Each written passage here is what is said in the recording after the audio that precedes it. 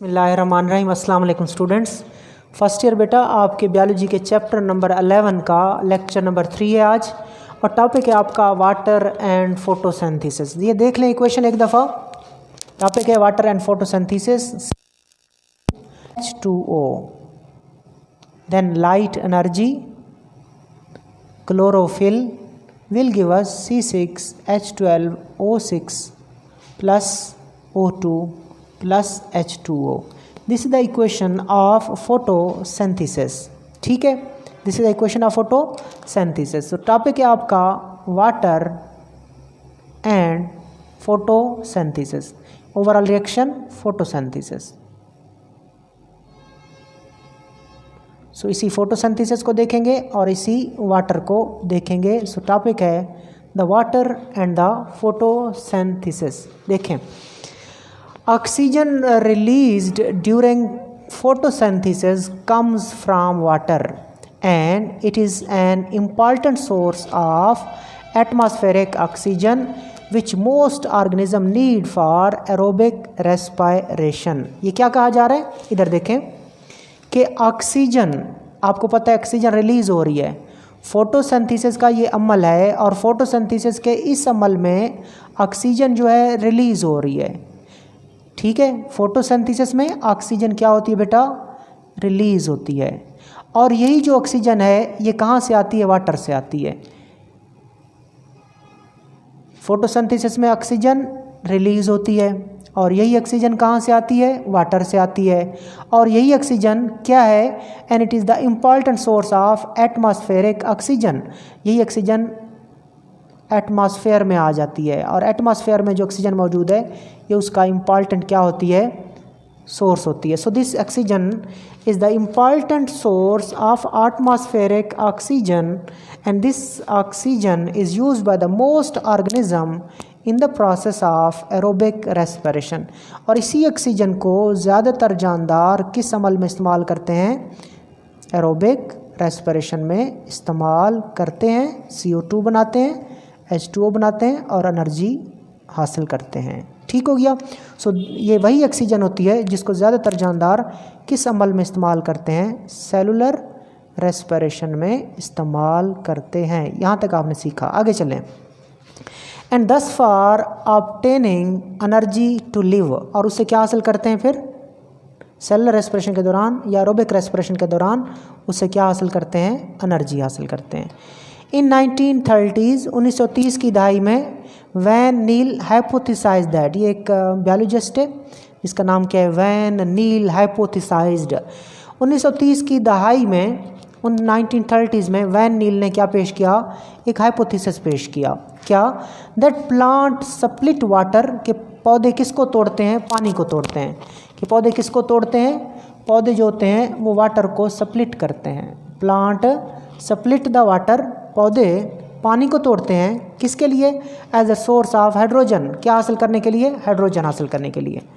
Plant क्या करते हैं, स्प्लिट करते हैं किसको, वाटर को, क्या हासिल करने के लिए, हाइड्रोजन हासिल करने के लिए। याद रखना, plant split the water to get the hydrogen, और इस अमल के दौरान releasing oxygen as a by product.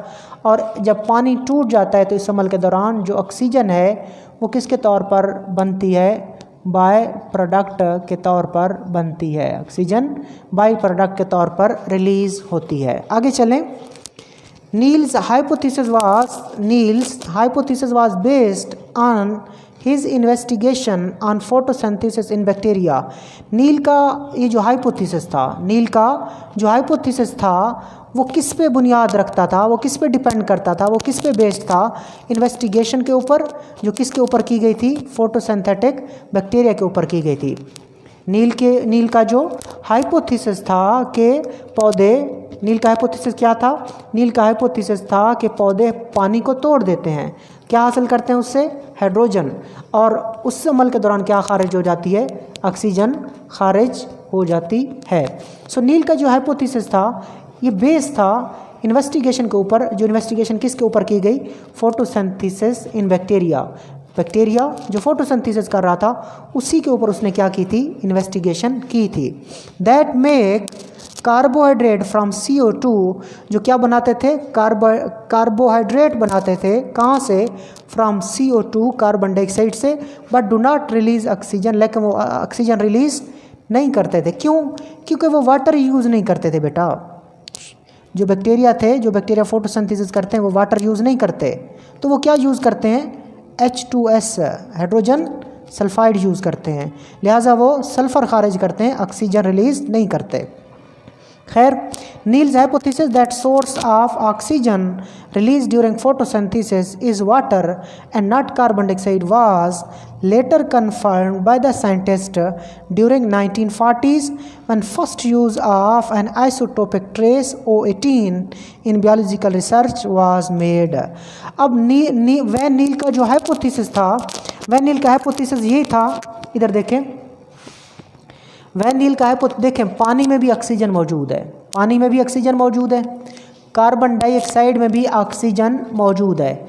अब ये जो ऑक्सीजन रिलीज़ हुई है ना, तो ये दोनों से आ सकती थी, पानी से भी आ सकती है, कार्बन डाइऑक्साइड से भी आ सकती है। लेकिन वैन नील ने क्या कहा, उसने कहा पौधे वाटर को तोड़ते हैं और वाटर को तोड़कर हाइड्रोजन आयन या हाइड्रोजन हासिल करते हैं और वाटर से ही क्या निकलती है, ऑक्सीजन निकलती है। सो वैन नील हाइपोथेसिस के मुताबिक ऑक्सीजन जो फोटोसिंथेसिस में खारिज होती है, रिलीज होती है, उसका ज़रिया वाटर है, ना कि कार्बन डाइऑक्साइड है। सो वैन नील का हाइपोथेसिस ये था कि जो ऑक्सीजन रिलीज होती है उसका ज़रिया वाटर है, कार्बन डाइऑक्साइड उसका सोर्स नहीं है। इस हाइपोथेसिस की तस्दीक कब हुई, कन्फर्म कब हुआ, 1940s में यह हाइपोथेसिस कन्फर्म हुआ। कैसे? जब ऑक्सीजन का आइसोटोप दरियाफ्त हुआ, भारी आइसोटोप, हैवी आइसोटोप, कौन सा, O18, वैसे नॉर्मली तौर पर O16 है, लेकिन जब O18 दरियाफ्त हुआ था, O18 के दरियाफ्त होते ही कन्फर्म हो गया कि source of oxygen released during photosynthesis is water not carbon dioxide. So बेटा ये एक बार देख लें दोबारा, फिर आगे चलते हैं अपने टॉपिक को लेके। वाटर एंड फोटोसिंथेसिस टॉपिक है आपका, oxygen released during photosynthesis come from water and it is an important source of atmospheric oxygen and this atmospheric oxygen this is the atmospheric oxygen which most organisms need for aerobic respiration and thus for obtaining energy to live. In 1930s, Van Niel hypothesized that plants split water as a source of hydrogen, releasing oxygen as a byproduct. Neal hypothesis was based on his investigation on photosynthetic bacteria that make carbohydrate from carbon dioxide but not release oxygen. Van Niel का जो hypothesis था ना, वो किस पे based करता था? Van नील ने जो अपना हाइपोथेसिस किया था वो बैक्टीरिया के ऊपर किया था, और वो बैक्टीरिया क्या करते थे, फोटोसिंथेसिस करते थे, और वो जो बैक्टीरिया थे वो ऑक्सीजन रिलीज नहीं करते थे। क्यों? क्योंकि वो पानी यूज़ नहीं करते थे, बल्कि वो क्या यूज़ करते थे, हाइड्रोजन सल्फाइड यूज़ करते थे for the source of hydrogen. तो वो क्या रिलीज़ करते थे, फिर सल्फर रिलीज़ करते थे। Niel's hypothesis that the source of oxygen release during photosynthesis is the water not carbon dioxide. अब नील का हाइपोथेसिस कन्फर्म कब हुआ?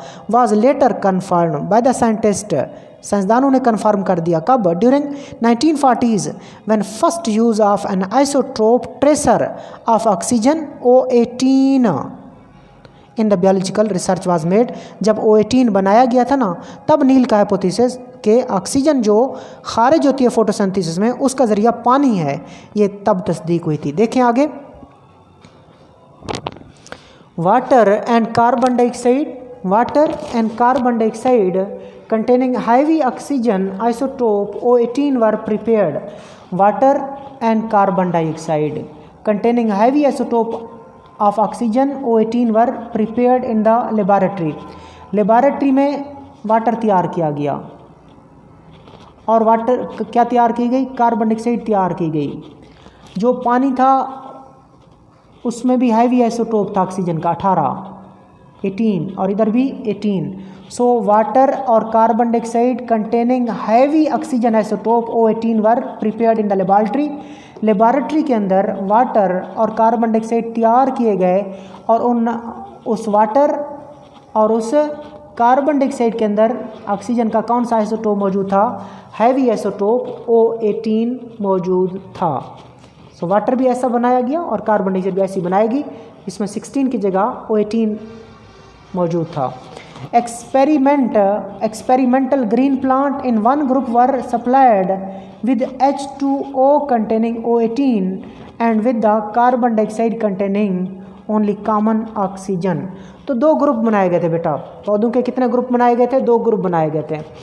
Experimental green plant in one group were supplied with H2O containing O18। तजर्बाती group जो पौधा था उसको जो पानी दिया गया, पानी में कौन सा आइसोटोप था? ऑक्सीजन का 18 वाला था। एंड विद कार्बन डाइऑक्साइड, और कार्बन डाइऑक्साइड वो दी गई जिसमें ऑक्सीजन का जो आइसोटोप था वो नॉर्मल था, यानी कि कौन सा था? 16। सो पहले ग्रुप में जो पानी दिया गया वो 18 वाला था और कार्बन डाइऑक्साइड 16 वाले ऑक्सीजन पे मुश्तमिल थी। Plant in the second group, जो दूसरा ग्रुप बनाया गया, were supplied with H2O containing common oxygen. तो दूसरा ग्रुप जो था उसमें जो पानी था उसमें ऑक्सीजन का नॉर्मल आइसोटोप था, और जो कार्बन डाइऑक्साइड थी उसमें क्या था?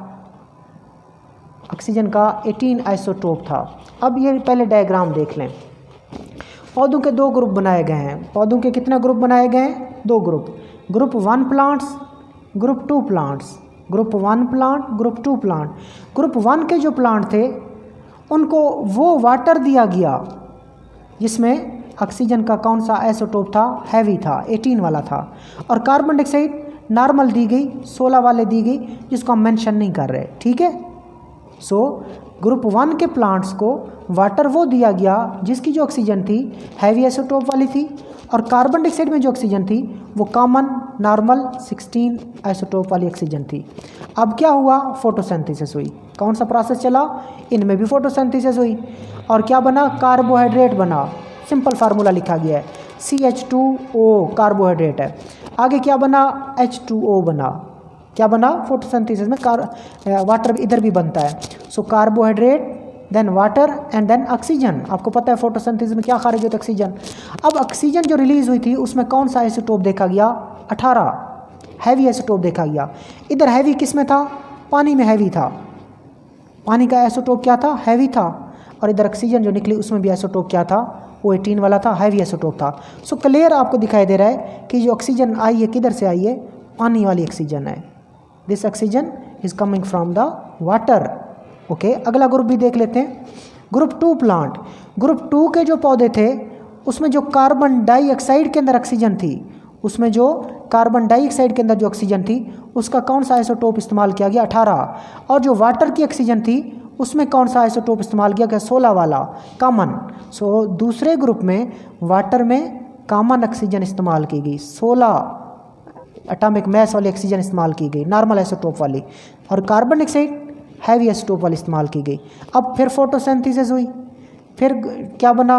कार्बोहाइड्रेट बना, फिर पानी बना, और फिर ऑक्सीजन बनी। अब देखें जो ग्लूकोज बन रहा है, ग्लूकोज नहीं, ये कार्बोहाइड्रेट है, सिंपल कार्बोहाइड्रेट। उसमें ऑक्सीजन का हैवी आइसोटोप चला गया है, और जो पानी बना उसमें भी हैवी आइसोटोप चला गया। लेकिन जो ऑक्सीजन रिलीज हुई है O2, उसके साथ 18 नहीं लिखा हुआ, तो मतलब क्या है? 16। मतलब ये वाली ऑक्सीजन गई है, ये वाली ऑक्सीजन रिलीज हुई है। सो आपने क्लियर किया कि ऑक्सीजन जो रिलीज होती है फोटोसिंथेसिस में वो कार्बन डाइऑक्साइड से नहीं आती, बल्कि किधर से आती है? पानी से आती है। इधर O18 तो इधर O18, इधर O16 या O तो इधर भी O या O16। सो साबित हुआ कि ऑक्सीजन जो फोटोसिंथेसिस में खारिज होती है उसका ज़रिया, उसका सोर्स पानी है, ना कि कार्बन डाइऑक्साइड है। कार्बन डाइऑक्साइड में ऑक्सीजन है, लेकिन ये ऑक्सीजन वो नहीं है जो उधर आती है। ये ऑक्सीजन जो खारिज होती है ये पानी से आती है। सो क्लियर कर लें, जो ऑक्सीजन फोटोसिंथेसिस में बनती है वो पानी से आती है। ओके, ये आपने क्लियर कर लेना, पढ़ लोगे। आप क्या कहोगे? Experimental green plant in one group were supplied with H2O containing O18 and with carbon dioxide containing only common oxygen. कि पहले ग्रुप के जो पौधे थे उसमें H2O कंटेनिंग O18 दिया गया, और जो कार्बन डाइऑक्साइड थी उसको नॉर्मल ऑक्सीजन का isotope. Plant in the second group were supplied with H2O containing common oxygen. जो दूसरे ग्रुप के पौधे थे उनको वो वाटर दिया गया जिसमें ऑक्सीजन का कॉमन आइसोटोप 16 वाला मौजूद था, जबकि जो कार्बन डाइऑक्साइड दूसरे ग्रुप को दी गई उसमें ऑक्सीजन का हाईवे आइसोटोप मौजूद था। अब कंक्लूजन क्या है? It was found that plant of the first group produce O18। पहले ग्रुप ने क्या बनाई? O18 बनाई। क्या बनाई? O18 ऑक्सीजन खारिज की। But the plant of the second group did not. लेकिन सेकंड ग्रुप के पौधों ने O18 वाली ऑक्सीजन नहीं बनाई। So the source of oxygen is the water, not carbon dioxide. Water is this one of the raw material of photosynthesis. लिहाजा photosynthesis में पानी जो है किसके तौर पर इस्तेमाल होता है? रॉ मटेरियल के तौर पर इस्तेमाल होता है। लिहाजा water is the raw material for the process of photosynthesis. ये देखें, लिहाजा वाटर जो क्या है फोटोसिंथेसिस का क्या है? एक रॉ मटेरियल है। अदर बीइंग कार्बन डाइऑक्साइड, दूसरा रॉ मटेरियल क्या है? Carbon dioxide. तो फोटोसिंथेसिस में कौन कौन से रॉ मटेरियल हैं? वाटर और carbon dioxide. Hydrogen produce by splitting of water reduces NADP to NADPH2 या NADPH प्लस H। देखें बेटा, आपने क्या कहा है? आपने कहा पौधे जो होते हैं वाटर को स्प्लिट करते हैं, उससे क्या हासिल करते हैं? हाइड्रोजन। उससे क्या हासिल करते हैं? हाइड्रोजन। और ऑक्सीजन जो है वो बाई प्रोडक्ट के तौर पर क्या हो जाती है? रिलीज़ हो जाती है। ये जो हाइड्रोजन है इसको आयंस में तब्दील किया जाता है। किस में तब्दील किया जाता है? हाइड्रोजन को आयंस में तब्दील किया जाता है और इलेक्ट्रॉन निकल जाते हैं। ठीक हो गया। सो पौधे हाइड्रोजन जो हासिल करते हैं पानी को तोड़ के, प्लांट पानी को तोड़कर जो हाइड्रोजन हासिल करते हैं वो हाइड्रोजन क्या करती है? वो हाइड्रोजन NADP को NADP के साथ मिलती है। हाइड्रोजन प्लस NADP, तो हाइड्रोजन इसमें शामिल हो जाएगी तो क्या बनेगा? NADPH2। किसी भी चीज़ के अंदर अगर हाइड्रोजन चली जाए, एडिशन ऑफ हाइड्रोजन हो जाए, तो आप क्या कहते हो? वो चीज़ क्या हुई है? रिड्यूस हुई है। सो ये जो पानी की हाइड्रोजन थी ये हाइड्रोजन आयन में तब्दील हुई और हाइड्रोजन आयन ने क्या किया? NADP को क्या कर दिया? रिड्यूस कर दिया। किस में? NADPH2 में। NADPH2 को आप इस तरह भी लिख सकते हो NADPH प्लस H, इस तरह भी आप लिख सकते हो। ठीक है, यहाँ H2 था, मैंने यहाँ पे H लिखा, इधर भी H भी लिखा। ठीक हो गया। तो आपने क्या कहा कि पानी से निकलने वाली हाइड्रोजन को पौधे इस्तेमाल करके NADP को क्या करवाते हैं? रिड्यूस कराते हैं और NADP से क्या बन जाता है? NADPH2, जिसको आप NADPH प्लस H कह सकते हो। अब NADPH2 क्या है? ये चीज़ क्या है? NADPH is the reducing power which along with ATP also form during light reaction। ये जो NADPH है ये क्या है? रिड्यूसिंग पावर है। दूसरी चीज़ों को क्या करेगी? रिड्यूस करेगी। दूसरों को क्या करेगा? ये रिड्यूस करेगा। हाइड्रोजन उनमें शामिल कर देगा तो चीज़ें रिड्यूस हो जाएंगी। तो जो चीज़ रिड्यूस करे दूसरों को वो क्या कहलाती है? Reducing power.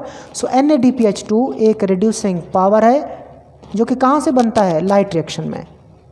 लाइट रिएक्शन किसका है? फोटोसिंथेसिस का। फोटोसिंथेसिस में एक लाइट रिएक्शन होता है और दूसरा डार्क रिएक्शन होता है।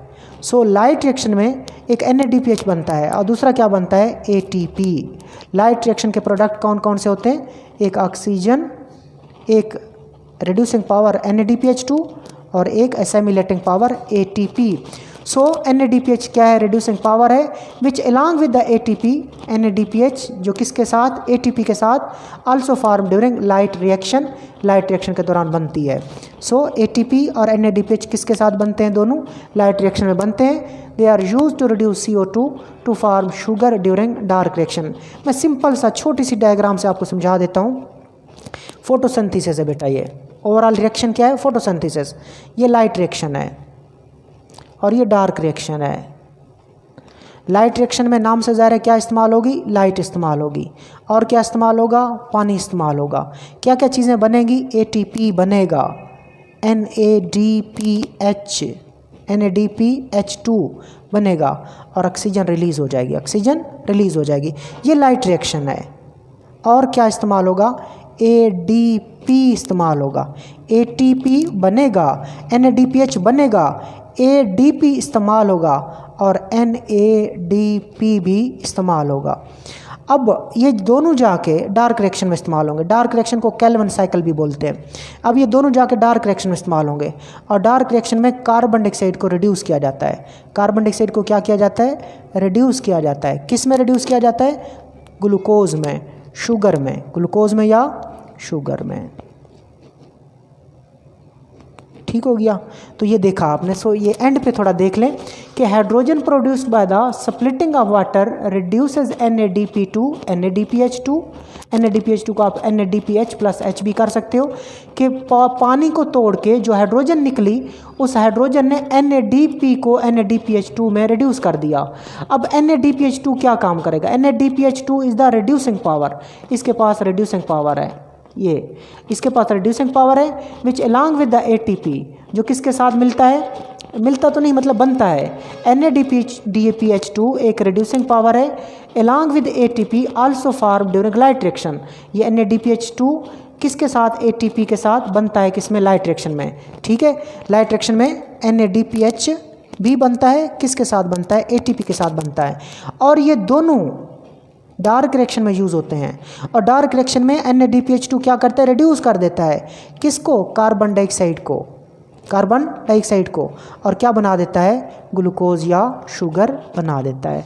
सो ये बेटा आज आपका टॉपिक था वाटर एंड फोटोसिंथेसिस। अल्लाह हाफिज़।